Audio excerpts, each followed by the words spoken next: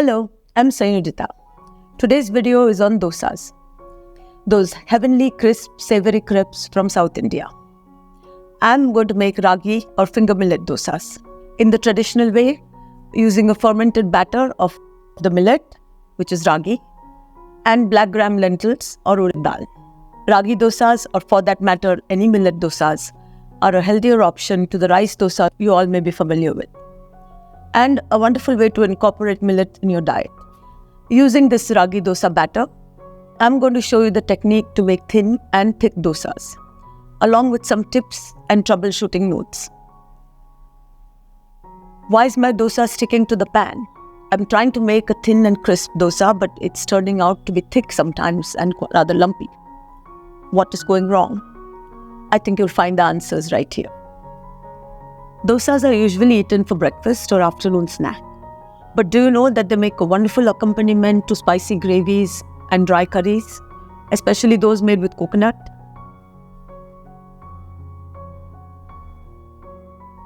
And rather convenient too. Make a whole batch of batter over the weekend and enjoy the dosa through the week whenever you feel like. It only takes a couple of minutes to make a dosa. Millet dosas are all well and good, but sometimes one wants to eat that delicious crisp rice dosa. Not to worry, you can use the same recipe and apply the same principles to make rice dosas. Just replace the ragi with rice, either the white rice or brown rice or red rice, whichever you prefer, and you will have wonderful rice dosas. For those of you who may find the traditional method of making this fermented dosa batter a bit cumbersome, I have a shortcut to make instant fermented dosa batter. It's coming soon in a follow-up video to this one, so stay tuned. In the meanwhile, let's get started with this one. The batter first. Any fermented dosa batter needs two main ingredients. The grain, which could be the millet or rice or whatever, after which the dosa is named. For instance, I'm making ragi dosa, so my main ingredient, which is the largest quantity in the batter, will be the ragi. Here it is. The second ingredient is necessary for proper fermentation of the dosa batter and also for the characteristic taste of the dosa. That is the black gram lentil or urad dal. And this is how it is. I have two versions. There is the split version, and then you could also, if you get the whole one, you can use the whole one also. This is generally readily available even abroad in Indian stores. You can also add other ingredients in your dosa. For instance, you can add some other lentils, other kind of dals, or you can add some beaten rice or poha that usually makes the dosa a little crisper and also a little spongy. So if you want, you can add that. And the third optional ingredient is methi or fenugreek, which also aids the fermentation. It also adds a little bit to the flavor of the dosa. Let's get on with the batter now, starting with the urad dal. I have also added these other dals. They are optional. In all, I have added just a little bit less than 3/4 of a cup of dal. The methi aids fermentation and also enhances the flavor of the batter. And now the finger millets or ragi. Typically, this is about 3 times the quantity of dal. So we need 2¼ cup of ragi. Although some people might use 4 times, others might use 2 times. Wash the mixture thoroughly and soak with about 1½ times the water until everything is soft enough to grind. Now lentils will soften in about 1½ to 2 hours, but the grains will take 4 to 5 hours. Here we are 4½ hours later, and I think this is good enough. My mixie can handle this. It's swelled a bit, it has absorbed water. So now we have to grind this into a thick, smooth paste. If you are going to store it in the refrigerator, then the lesser the water in the paste, the fresher it will keep. Therefore, start with less water and add more as you need it while you're grinding. That way you won't suddenly find yourself with a very loose batter. Here it is. I've ground my batter. I need 3 batches. Here's the first one. It's quite smooth and thick. These brown specks are the ragi peels. You cannot feel them in the batter, but they make the batter look grainy.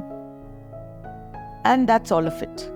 The third batch was a little thin because I rinsed out the mixie with some water. I'm going to cover it and let it ferment for 10 to 12 hours. The actual time depends on the ambient temperature of your kitchen. Keep the batter in a draft-free place. I like to keep mine in my oven or the microwave.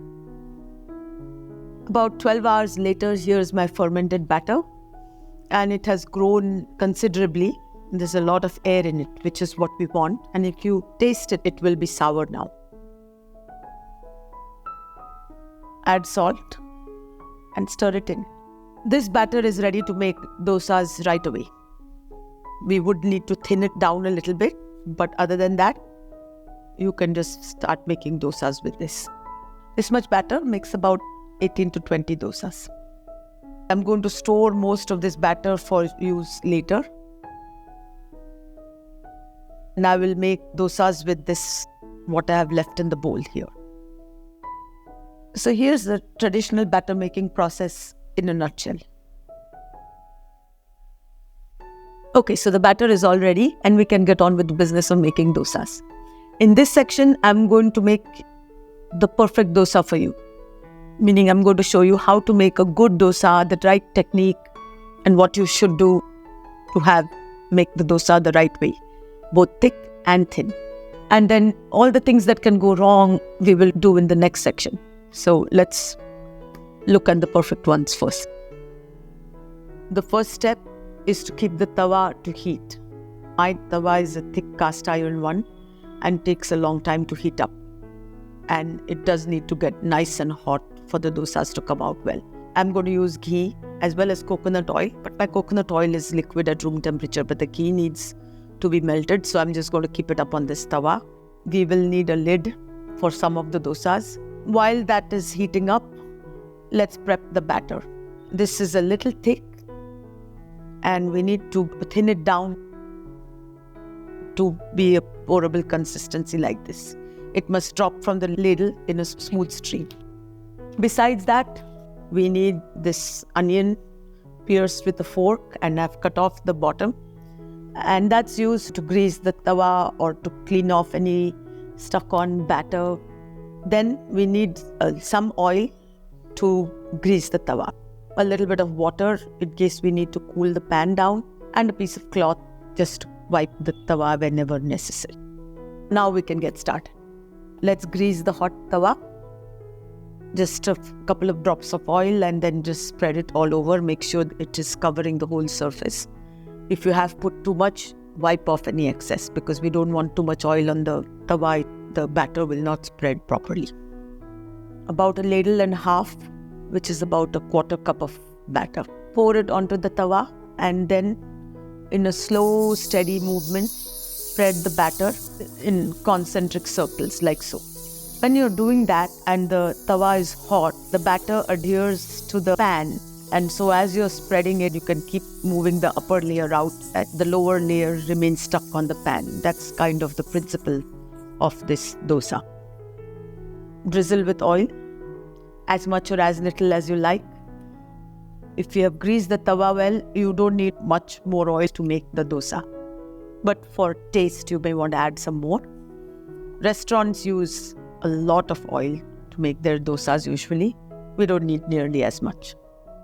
Once your dosa is all spread out and you've put the oil, you don't have to do anything for a little while. You just have to wait for it to release itself from the bottom.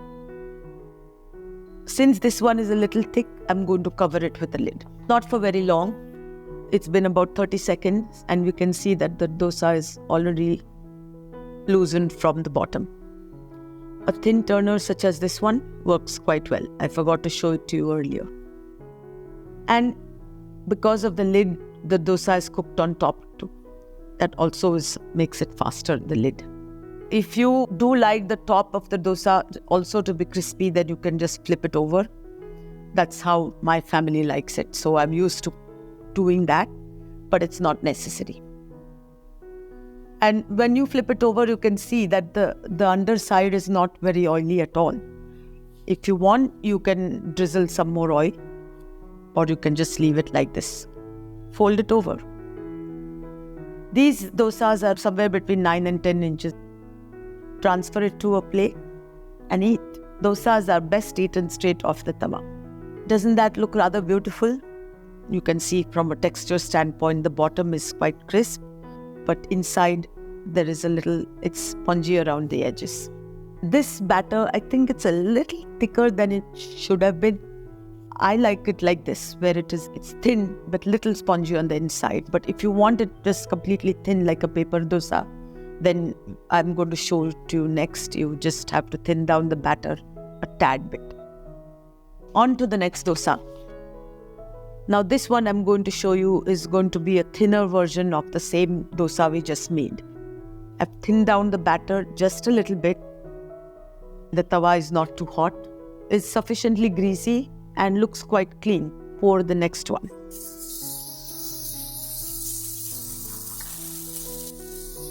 Because I'm used to it, I'm going to spread it out a little faster.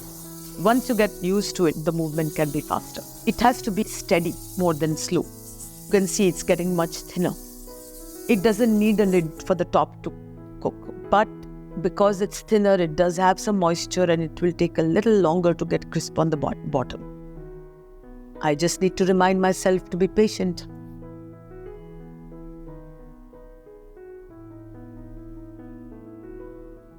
And let's compare it to the first one.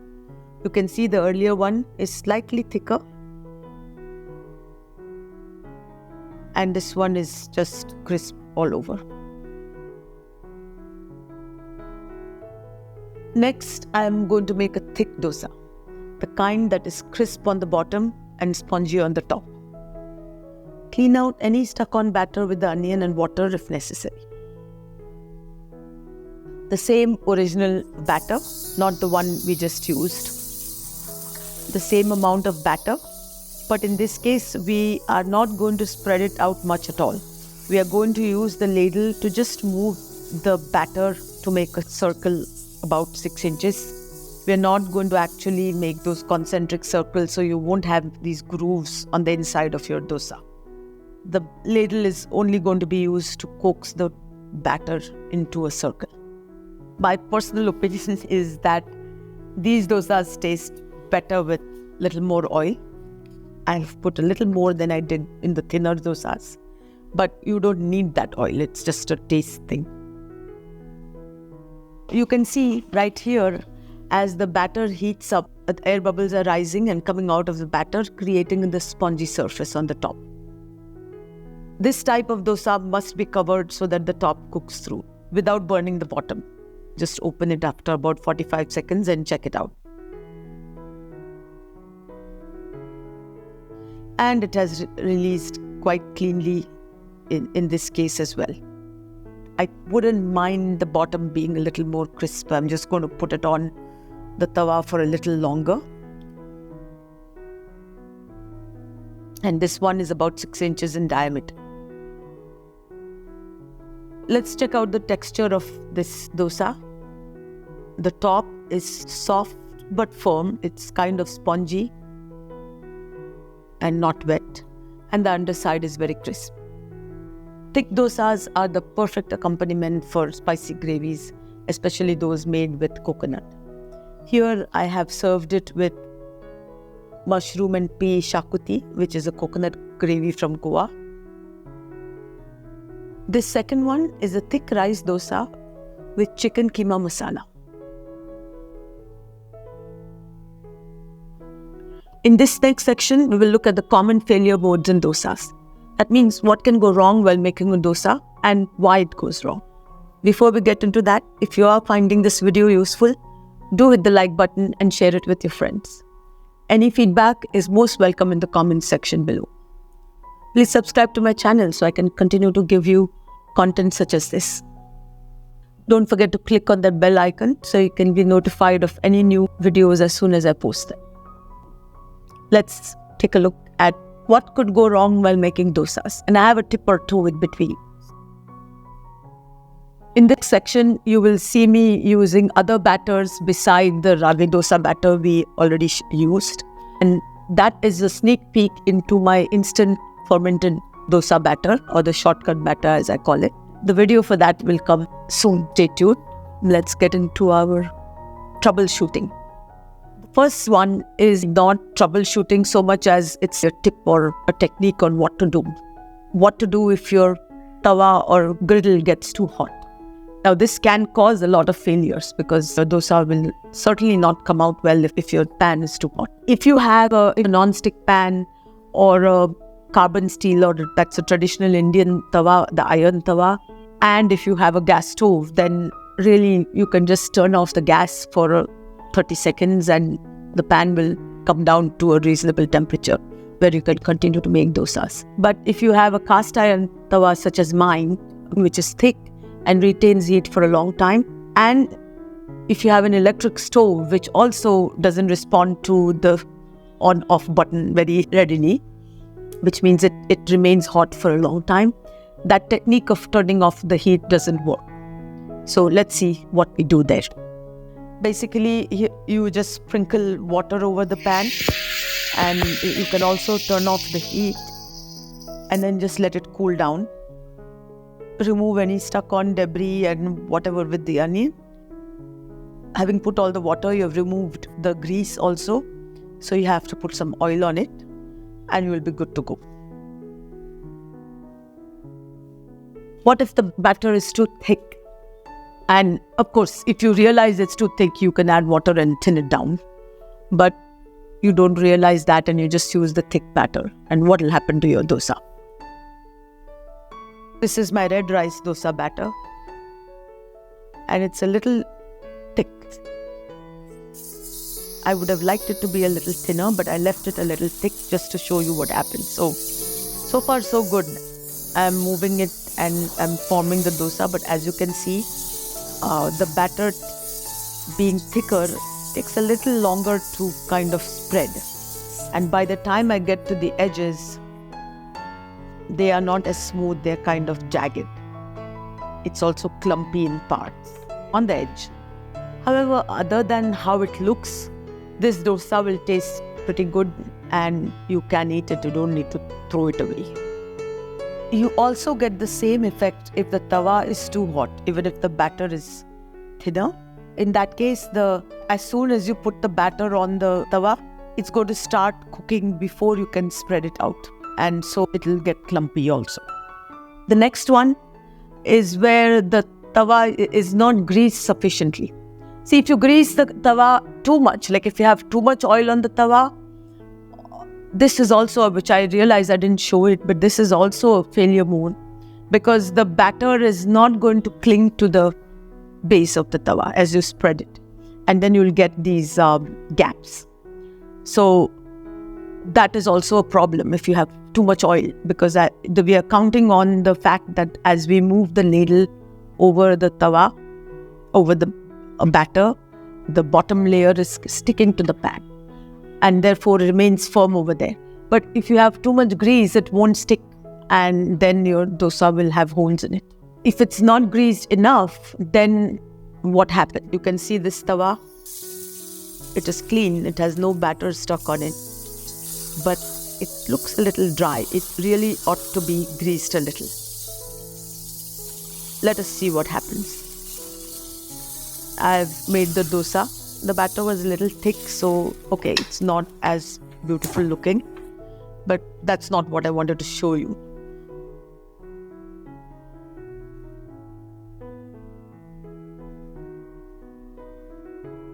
But because there wasn't enough oil at the bottom, the batter has stuck. And it's just hard to get the dosa off and it could tear.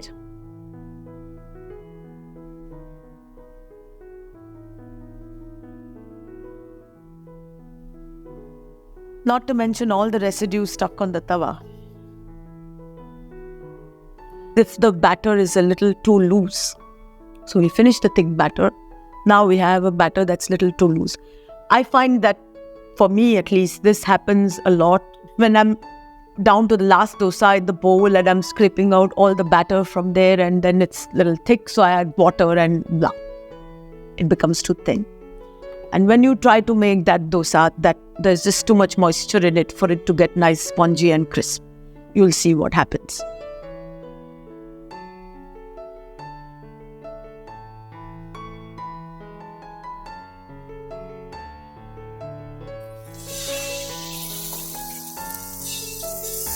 The dosa is spread out quite okay.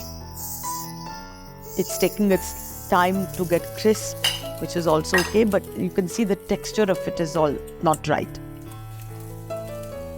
Here, there is too much water in the batter, and the dosa is going to be soggy. It may also stick to the pan. And no amount of cooking it is going to make it any better.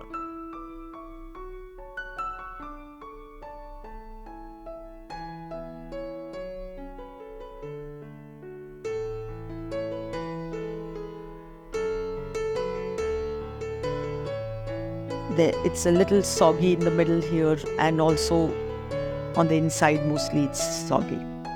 It's better to err on the side of too thick batter than on the too thin batter. And last of all, and you'll soon see why this is last of all, is if your tawa is not hot enough. So again, we saw what to do if the tawa is too hot, but what if the tawa is not hot enough? For me, this happens on the first dosa. I have a cast iron pan that takes a long time to get hot, like to get properly hot. And if I'm in a hurry, sometimes I will lose patience and I will make my dosa on that. And I grease it well, the batter is of the right consistency, everything. But I put the dosa on there and disaster. And let's take a look at what happens. To simulate that situation, since my tawa was very hot, I've poured a lot of water and I also turned off the gas. I'm using my regular ragi dosa batter now.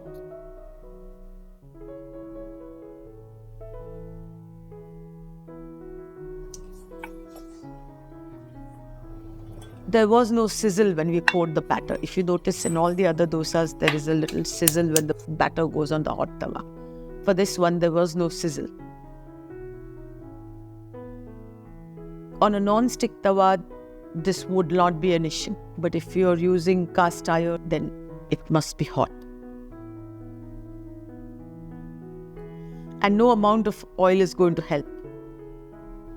And you can see it's a disaster all the way. The texture is not right, but even if it was, you can't really even just get that dosa off the pan. That dosa is royally stuck to the tawa. And it's not going to come out no matter what you try. Definitely not in one piece. Bottom line is, when you're making your first dosa, make sure the pan is nice and hot. You have to be cognizant, particularly with the first dosa, because after that, the tawa is not going to be very cool. This can also happen if your batter is cold. Like you kept the batter in the fridge and now you've come home from work and you're making your dosa and the pan is hot. It may not be super hot, but it's hot enough, and you put the cold batter on it, then too that can have that problem. Same thing, the batter is too cold, it's going to cool down the tawa and the dosa is going to stick. Therefore, what I do, because usually I am pulling out the batter from the fridge whenever I make dosas, especially for breakfast in the morning, I just make one or two. The batter in the fridge is thick and I don't bring it to the right consistency until I'm actually using it, and I add room temperature water. So the batter is at a reasonable temperature. Okay, that's it for dosas for now. The shortcut method is coming in a follow-up video shortly. So be on the lookout for it. And with the technique and the tips I've shown you in this video, along with some practice, you will be making perfect dosas in no time at all. In the meanwhile, you can check out this playlist on Indian breads I have. It's similarly educational and has all kinds of breads, leavened and unleavened. So do check it out. I think you'll like it too. Happy cooking and thank you for watching.